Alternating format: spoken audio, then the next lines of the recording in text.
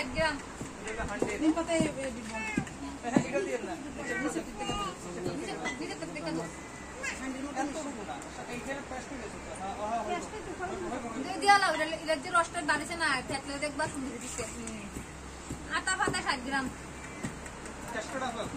দেন একটু লঙ্কা চলো গুড় দিয়া লাগো তোরা গুড়ের টানে সুন্দর হয়ে যাবে একটু পরে দিয়ে এই গুড় দাও লাগিয়ে দেবো একটু পরে দিয়ে গুড়টা একটু পেস্ট আমি হয়ে তাহলে পাতালি পালা গায় শেষ হবে